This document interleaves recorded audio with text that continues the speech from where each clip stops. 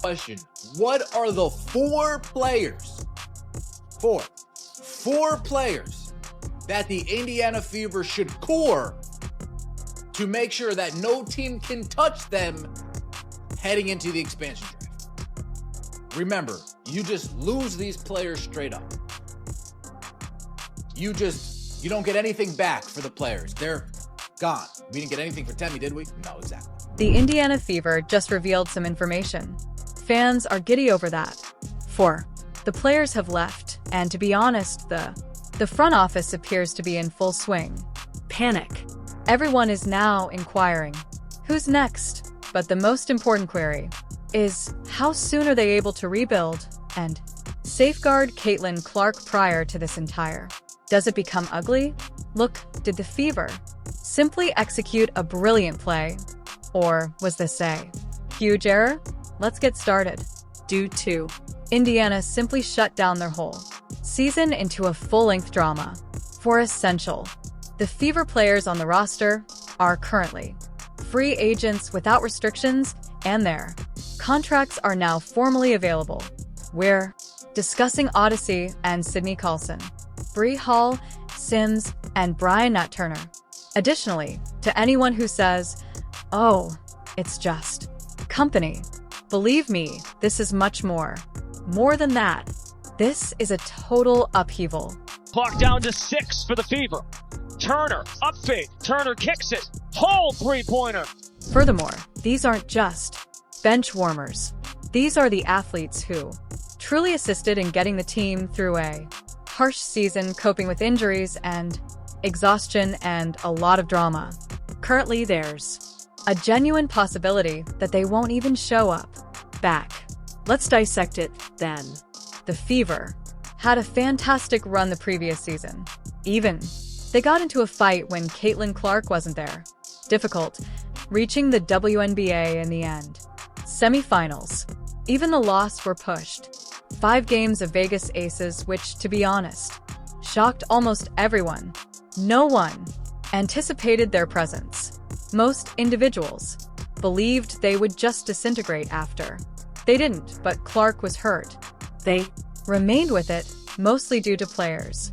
Turner and Sims really stepped up. However, those same players may now be gone. We back in Las Vegas? It feels great to be back, but I'm going to pivot to something else. Callie, is that cool? Yes. All right. On behalf of my teammates and every member of our union, I want to be clear. We remain committed to negotiating the next CBA with the league and the teams in good faith and privately. We know that our league is growing, and we believe that it's imperative that our CBA reflects the growth that we've experienced in the league, and that players should be seeing part of those earnings. And so I am excited to be back here, but unfortunately there are more pressing things going on with our league. Thus, Hall, Turner, Sims, and Carlson. Everybody. They're all 4 going to athletes. Pro basketball without limits. That's A. Nashville's 5-on-1 league that plays in the off-season of the WNBA. I'm not familiar with AU Pro basketball, is essentially a brief competition where every week participants switch teams and receive points according on how well they performed. It's competitive. It's enjoyable. It's also a good method for gamers to earn extra money in between seasons. Here's the problem, though. Players moving to different leagues is not only financial, it concerns chance. The goal is to maintain their alternatives are completely open.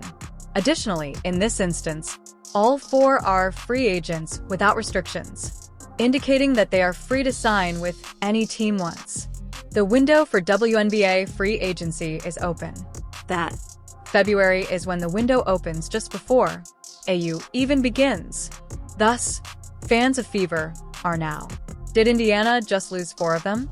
Their most trustworthy veterans? Additionally, let's remember this group already has chemical problems as well as several injuries. Last season, they barely managed to stay together. Following Clark's fall, currently they're losing leadership, expertise, and depth, all 3 of which are precisely you're in severe need of. erecting a structure around a celebrity. Indeed, let's just call it that. Caitlin Clark is superior. She is this thing's face. Franchise, the cause of arena sales. Fourth, and the reasons why Fever is even important to folks. Once more, basketball. Thus, this isn't only regarding roster space filling. It concerns safeguarding your most prized possession, your talent for the generation. If Clark, without a strong roster surrounding her, this might quickly go south. Additionally, Indiana is aware of it. In fact, they are wealthy. In fact, there's plenty of cap space. However, money alone won't correct poor roster choices. To be honest, though, not every person's job is secure. Kelsey Mitchell, among others, the most reliable scorers on the club, has become the subject of trade rumors. Averaged 20.2 points per game last season, 3.2 assists for somebody who never passes the ball, from what I'm told.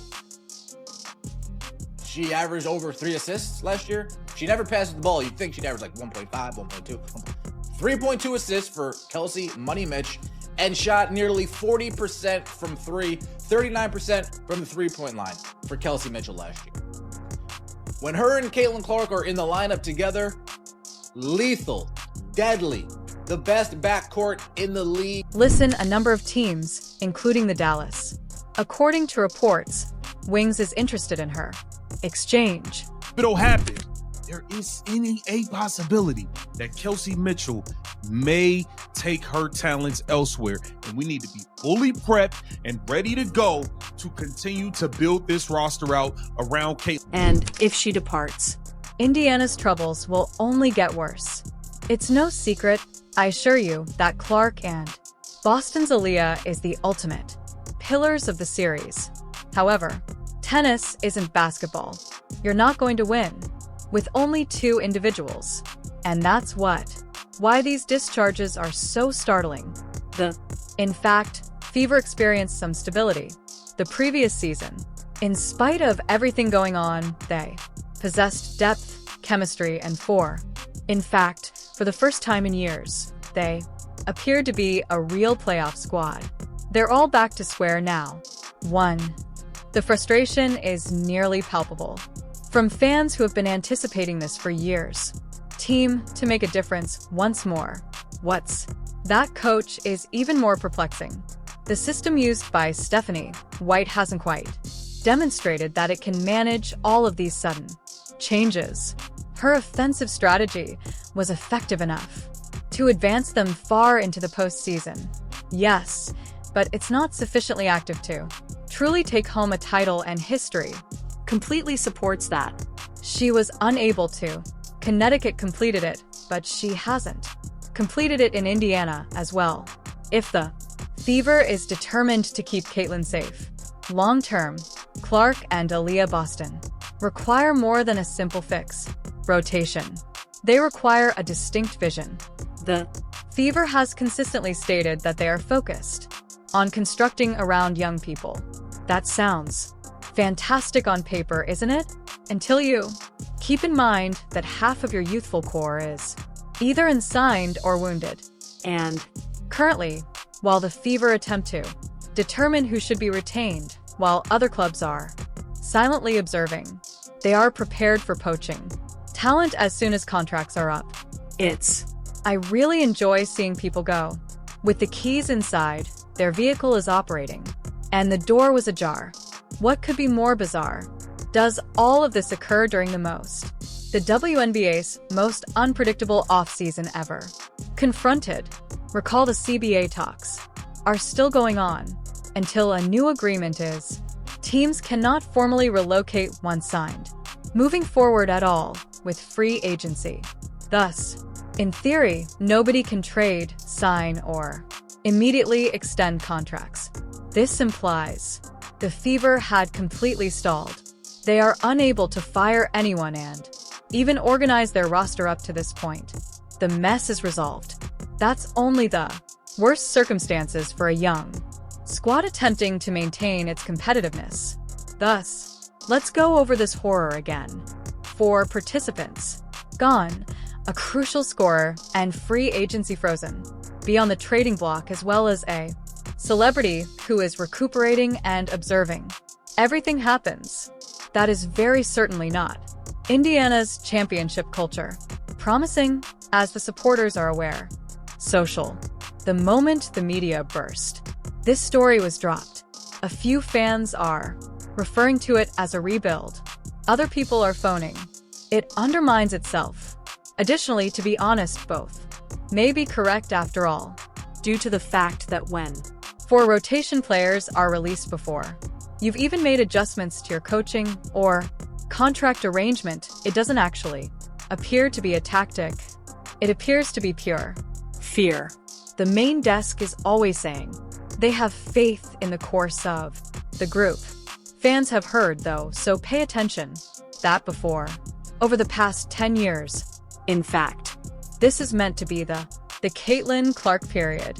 Now is the moment to, instead of blowing everything up, provide stability. However, if Indiana doesn't take quick action, they extremely run the risk of squandering another season of.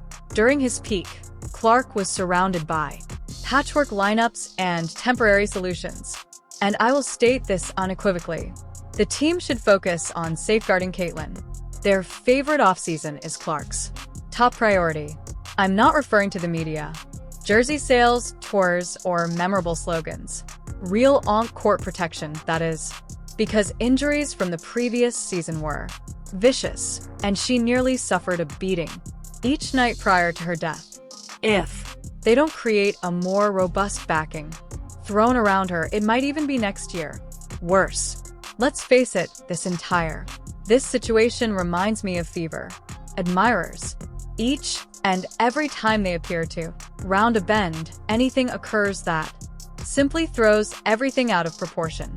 And this time, it's not only misfortune, it's blatantly poor management. Since no, regardless of how you spin it, allowing when your roster is empty for players leave, super thin already doesn't make sense. In particular, when one of those athletes, similar to Odyssey Sims, was among the few in the locker room, outspoken leaders departed. At last, the Fever had a combination that worked. Personality-driven veterans and younger, energetic stars. They've simply caused a significant leadership void. Yes, Caitlin Clark is a spokesperson for the franchise, although she isn't the main supervisor. She is not responsible for fixing chemical problems. The front office to ensure she has a group of worthy of being a leader. The irony here is simply crazy. In fact, the Fever have money, but they continue to act as though they're broke. Their cap space is sponsorships as well as the most expensive ticket, league sales. However, they're making choices similar to those of a small market team, attempting to save money. If you're heading in order to construct around Boston and Clark, you must make a commitment to constructing around them right now. Avoid waiting around for deals in February. Fans are already discussing this, which direction the Fever is going. A few believe that this is merely a brief disruption, perhaps to make room for better signings or even a big-ticket transaction. Some believe it's the start of another lengthy rebuild is currently underway to squander Clark's childhood. And this is the portion that hurts the most. They may. Both are correct, as Indiana doesn't appear to be aware of its stance. They're attempting to develop a contender, correct? Right now? Or do they simply purchase time and awaiting the upcoming draft class? If the first choice, they're obviously going backward. If the second is the case, the best marketing is being wasted. The league's best chance in 10 years. Let's be quite explicit. Caitlin, just Clark's presence, altered the WNBA's financial situation. The jersey she wore, sales shattered previous records. Her games improved, ratings that are insane. She did it alone, brought the Fever back into the spotlight. Thus, when a player like that is hurt, the last dismantling is something you should never do. The group surrounding her. However, here we are.